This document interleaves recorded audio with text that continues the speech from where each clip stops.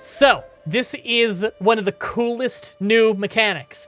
This is our legacy, our family legacy. As we gain renown, which is largely gained through prestige, and having famous family members, and a lot of family members, you start to unlock renown, and you can use that to buy bonuses for the entire dynasty. There are all these different trees you can go down, and it affects everybody in the dynasty. So kin is all about, like, fertility, having large families, well-educated, stuff like that. Glory is all about prestige building. You know, marriage acceptance high, so it's easier to marry up. Renowned name, you get more prestige naturally. Monthly diplomacy lifestyles up, so it's easier to be a diplomat, stuff like that. There's a lot of those lifestyle bonus ones. Yes, bounteous loins. It means everybody in the whole dynasty has higher fertility. That's a really, really nice first ability to pick up, because that's going to help you get more renown. Erudite is all about education. Your courtiers and your guests like you more, and you attract better quality ones. That's very important. Piety up. Learning lifestyle up. Clergy opinion up. I would say that a lot of these later ones in Erudite isn't that nice, but that first one, better guests, that's pretty nice. Blood, this is cool. Better quality congenial traits. You start having people who have better, like, genetic traits, you know. Stuff like, you know, birth defects are less likely to happen as you go. And you're more likely to pass on good traits. I would say this is a very important trait line. In fact, the last one is your life expectancy for the whole family goes up, which is pretty nice. For guile, dread gain is up. That's not natural dread, mind you, but the speed at which you gain dread. So, iffy on how useful that is. Hostile scheme chance up, that's nice. Intrigue lifestyle up. Monthly tyranny down, so you can be a little bit more tyrannical. Genius is congenial, yes. Major chance to prevent one murder against each dynasty family member. Don't know how often that's going to happen. I would say that some of the early things in Guile is a little bit better. I would say I'd probably stop at the second one there. But who knows, these might get reworked, you know? The game hasn't been patched yet. It's pre-release. Good night from Germany. Hope you have, thanks for a fun hour stream so far. Thanks, I appreciate it. Thanks for coming by. First time catching the stream? Thank you. Thank you for showing up. Is dread good or bad? Dread is good. Dread will make people afraid of you and thus less likely to act out against you. For mostly fair is a really nice first ability, by the way. Popular opinion, +5. This means every human on Earth has a 5 higher opinion of you. Just boom. Of your whole family. Forever. That's not bad. That's really not bad. Masterful magistrates make your control growth higher. That's good for keeping control high, keeps stability. Stewardship lifestyle, that's nice. Stewardship has some good traits. Powerful vassal opinion, +5. That's good once you got a big country. And domain limit, +1. You can never complain about having more holdings. That's good in late game. Warfare, House of Warriors, +2 prowess and +15% knight effectiveness across the whole family. That's nice. That's real nice. Having the whole family be better in combat and having their knights be better? That's good. Casus Belli cost being down? Kinda nice, kinda nice. Martial lifestyle experience, never gonna complain about that. Battle advantage +5, just automatically. That's real nice. Brought here by Platinum Baby Run. Awesome, thank you. That was a slow-ass run, but it was a fun one. And last is Private Army. Max number of men-at-arm regiments. That's great in late game. And can recruit House Guard. Heavy infantry. Counter spearmen. Good stats. Unraised maintenance cost, 0. That's the advantage of that one. It's free when you don't have them raised. Whereas every other men-at-arms cost at least a little bit just for owning them. That's nice. I'm so excited. We're getting very close to jumping up to insignificant, by the way, which means that marrying into the dynasty gives people some prestige, which means they're more likely to want to marry into our family. We have a better long reign opinion bonus. The maximum is higher. And children are born with an extra 100 prestige. So we definitely want those levels of splendor. We're not very well known, unfortunately. But our brother should help with that. Our brother is the king of our whole culture. Oh, nope, never mind. The head of the, Oh, no, I clicked the wrong thing there. It is still our brother. Okay. So how's this war going up here? A lot of raiding going on. A lot of people going out on ships. By the way, thank God, you don't need to build galleons anymore, or, galleys to transport troops across the water. You just purchase it, you know? If you right-click on, like, the water, it'll just pay some money, and you'll do it, which makes way more sense. That was a very good change. So far, I have not run into a change in this game that I didn't think was for the better of the previous one. For fuck's sake. Hernandez, oh man, first time watching live, lol. For context, for anyone new, Hernandez Punchstick has been watching my streams for, I think, 9 years. I've been streaming since before Twitch TV. I was streaming on, like, Justin TV and Ustream back then. Is there naval combat? No, because realistically at this time period, there barely was naval combat. Nightly practice. The clanging of mail and the clashing of swords. Sorry, my eyes are bugging out a little bit. I have spotlights in my eyes for the camera. What is Justin TV? That's what Twitch TV used to be. And then Twitch TV was a branch of Justin TV that ended up getting so much more popular than it that it basically took over. Anyway. The clang of mail and the clashing of swords ring in my ears as my knights practice their arms. I study them intently, trying to ascertain each one's particular strengths and weaknesses. There can be little rest for them, for as soon as the bell is rung to signal the end of the mock melee, the stable doors are opened. It's time to bring out the mounts. I might gain a martial lifestyle perk if I pick today we're going to be field riding. That's good. That saves us 2 years with our bonuses. That's awesome. Are we getting weekly Crusader King streams again? Yes. Yes, you fucking are, because this game is awesome. Or, bring my armor. I haven't ridden the Quinton in ages. Is that some kind of horse? What that does is for 5 years, we're healthier and have more prowess, but I would rather the chance at a martial lifestyle perk. Because that's awesome. A princely practice, a hilltop view. Hillel? Who is this guy? Your steward. My steward. Oh, he's Jewish. Ashkenazi Jew. This is my steward? When did I... Oh, right, I hired him. He was a guest. Rabbinism is his denomination of Judaism. They consider us evil and we consider them evil, but he loves me. Why? Oh, even for all the negatives that we have, he's grateful to us for hiring him, and he sees us as very virtuous. He's also a mastermind philosopher, by the way. This man is a certified genius. He's also a lowborn. Wow. No wonder he respects us so much. Those could serve, what is this? He glances at the mud fields at the bottom of the hill. Those could serve as the outline of an enemy army, he says. I inform my knights as I inspect their battle lines and prepare them for the strategy at hand. Cut off diagonally and lead the knights into their flanks. This will have me gain 1 martial lifestyle point, which is awesome. Or charge, I personally gain the trait aggressive attacker, which means when I command an army, we kill 25% more troops. So 25% of the troops that would make it away alive die instead. That's a powerful trait. But 1 free lifestyle perk? That's better. I'm taking the lifestyle perk. Hell yeah.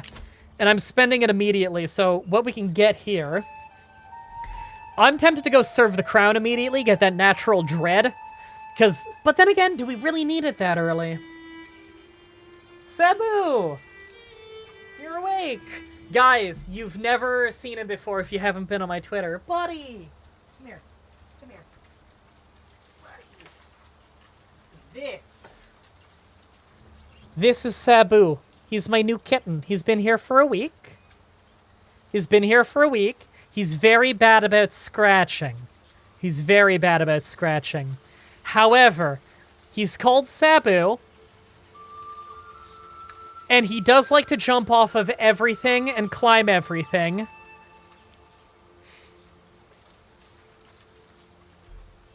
You gonna lay behind me, buddy? Okay. I have a lumbar support pillow behind me that he can lay on. Oh, you okay, buddy? Yeah, you're fine. Okay, enough of my cat. We actually have a really stable realm, so I don't know how interested I am in serve the crown right now. I have already lost where I put my lacrosse ball. Doesn't matter. For anyone who doesn't know, I keep a lacrosse ball on my back to help with my posture. He's not near my feet, is he? No. Sorry, I was just making sure I don't roll over him. He's not very safe. Okay, Parthian tactics is all about skirmishers and heavy cav. I don't think we have much, though. Let's just check the composition of our army real quick. Are you attacking my feet, buddy? So what's our levy made up of? I know there's a place you can check it.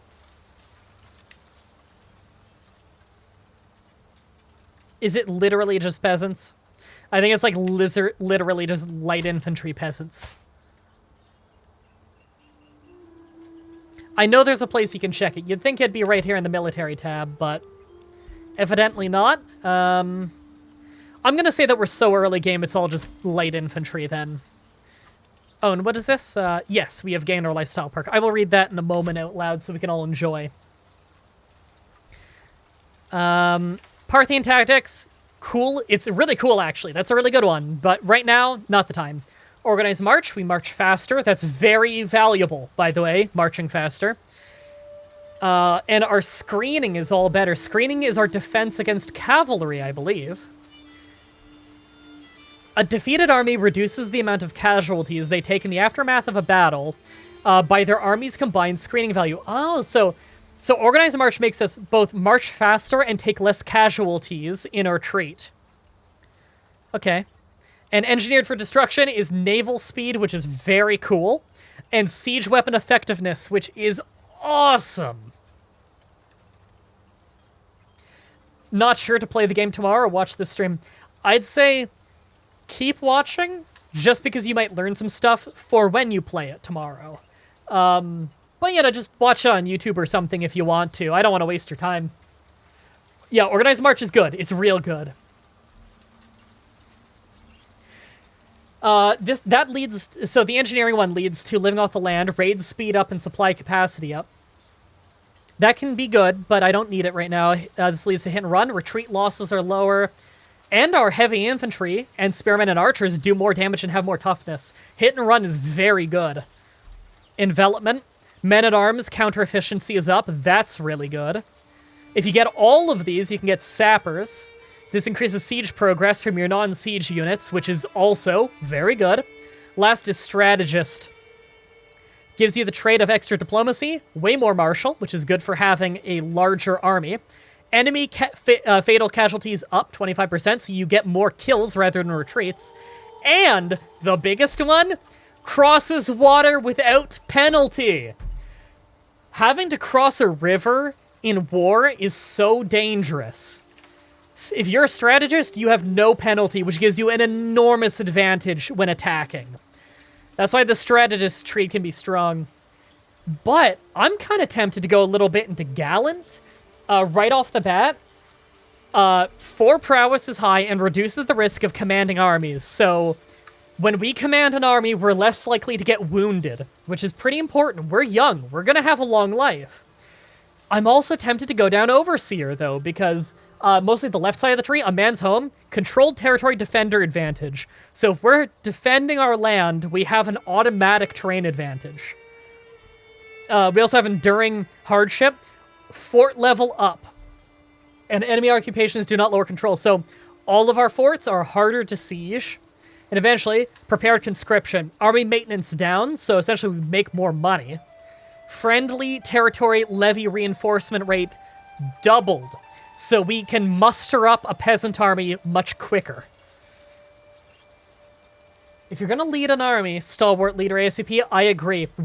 We are an amazing, amazing character, and we cannot afford to die early. So we've taken Stalwart Leader. That'll lead to Courtship, which is we're better at romancing. And Chivalric Dominance, which I want. Knight Effectiveness up 75%, which is a lot. The Ruler's Knight Effectiveness determines how well their knights fight in battle. At 100%, they fight as normal, but at 200%, they fight with their prowess was doubled. Prowess is like their physical capabilities in combat.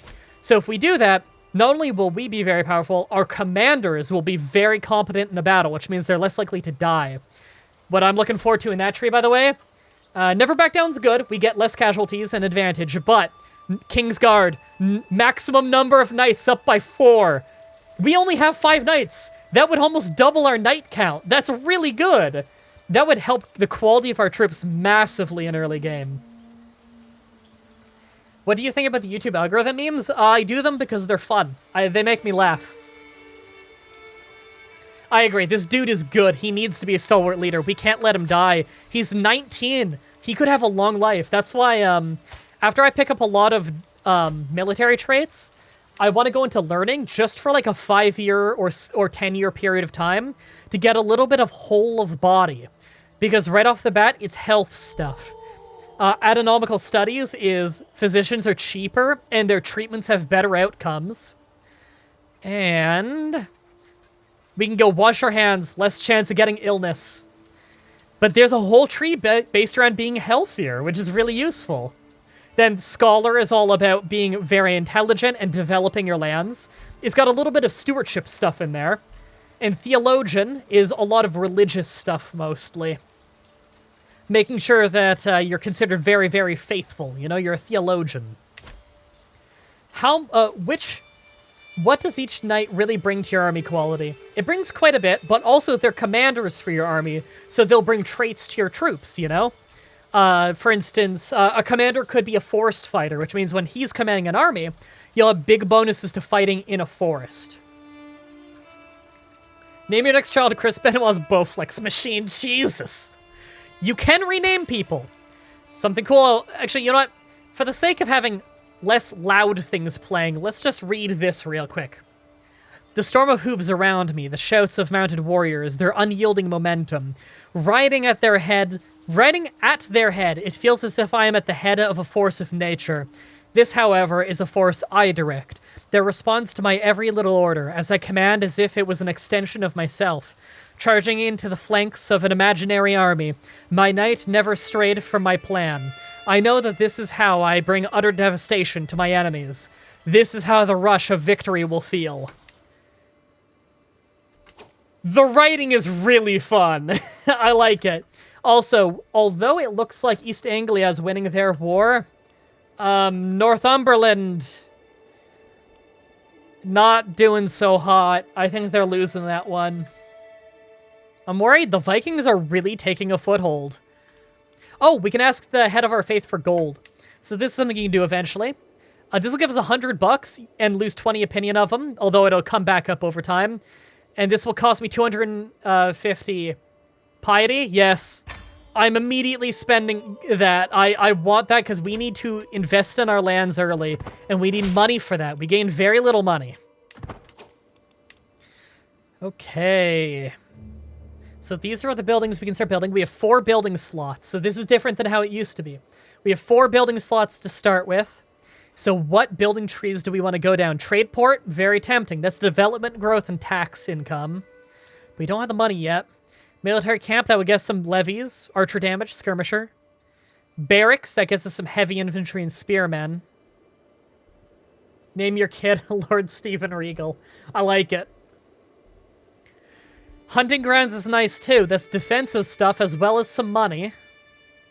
Now, if we preview, we can see as we upgrade as the years go on, we get more and more bonuses. Isn't that cool?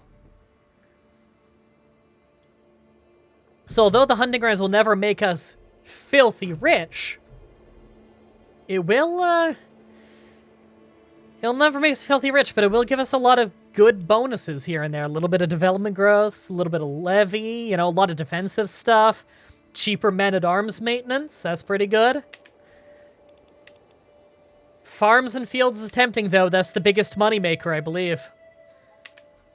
Or is it trade port? Trade port's actually less, but its big thing is development growth. I think we might save up for farms and fields. Oh, we can host that feast now. Let's do it, actually. Let's befriend our people. Or, we lose stress, though, because we're gregarious. Maybe we want to save this until we get a little bit of stress. We have to do it within 10 years, though, guys. Don't let me forget. Greetings from Europe. Love your work. Thank you. Europe's a big place. What country are you from? Name your kid a character in Pokemon Challenge.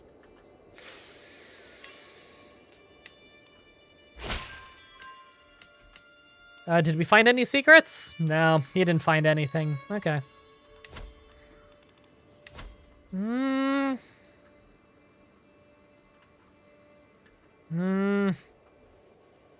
know what? Look into Ireland a little bit. I just want to see if anything crops up.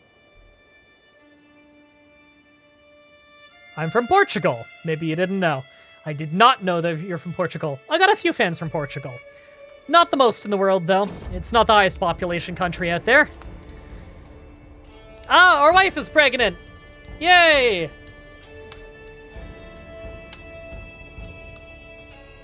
I was gonna say I cannot wait to hold the babe in my arms and hold up the cat for you, but Sabu is very tired. He's borderline unconscious. His eyes are like quarter open looking at me.